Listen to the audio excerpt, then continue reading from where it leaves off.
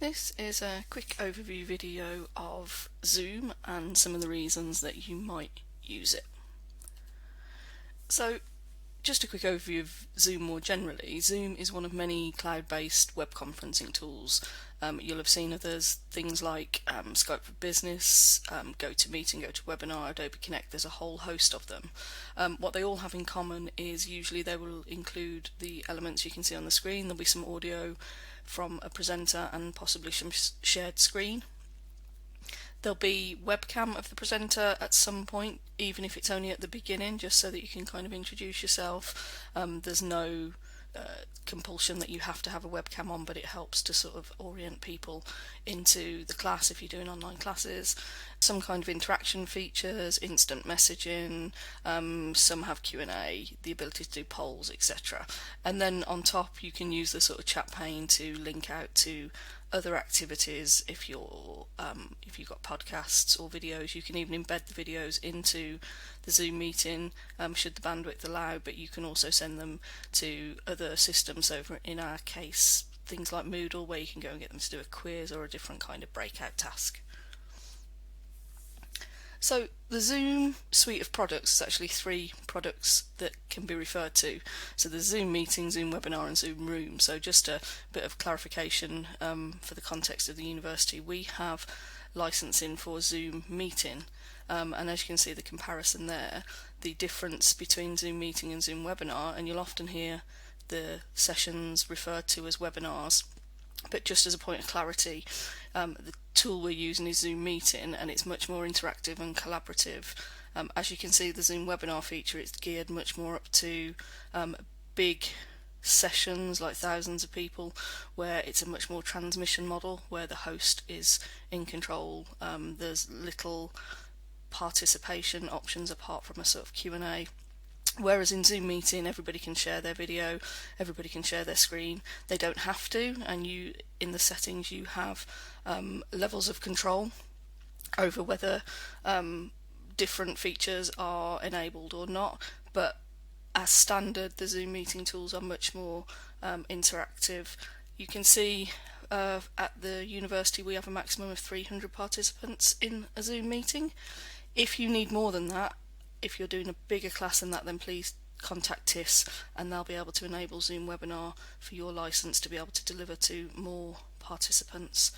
A nice feature in Zoom Meeting is the ability to use breakout rooms, which if you want to do group work and you want to assign private spaces within the Zoom meeting for students or participants to discuss different things, you can use the breakout rooms feature. And there's another video on that in the Moodle site. Finally, Zoom Rooms, you probably won't hear, but Zoom Rooms is a replacement for the old sort of video conference room setup where Zoom is available in a particular room and you would go to it. So at this point in time, that wouldn't be useful for many people. So a couple of the reasons, and not an exhaustive list by any means, of why you might use Zoom. You may want to deliver a session similar to a classroom-based approach, where you are doing a live interactive session that's mixed with you delivering content and then break in to do activities and discussion.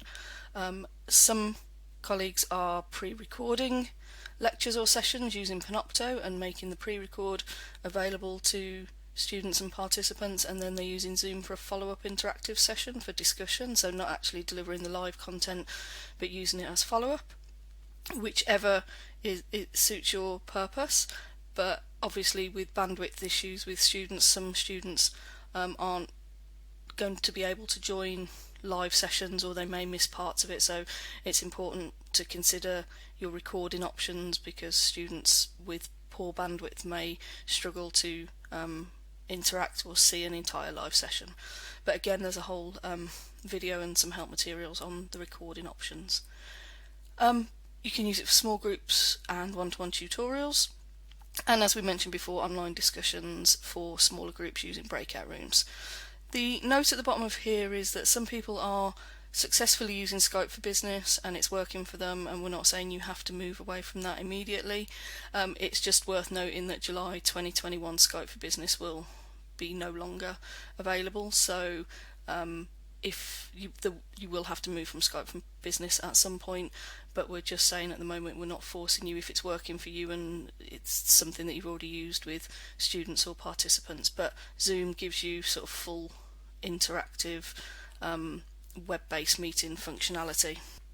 The slide you can see on the screen at the moment is just a holding slide that we use when people may be new to Zoom meetings. So if it's your first couple of meetings where students may not be familiar with where the controls are, this is just a holding slide so that you can get people oriented to the screen. And this one we ask them to kind of put a little message in whether they've used Zoom before, because as a minimum you need students to be able to know where the chat pane is, because if their mic doesn't work and their camera doesn't work, at least they've got a method of communication. So it's important that they know where those sort of features of muting and video and chat are. Just to sort of finish off on some of the other interactivity options that there are, we mentioned that you can use videos linked to Moodle activities, etc.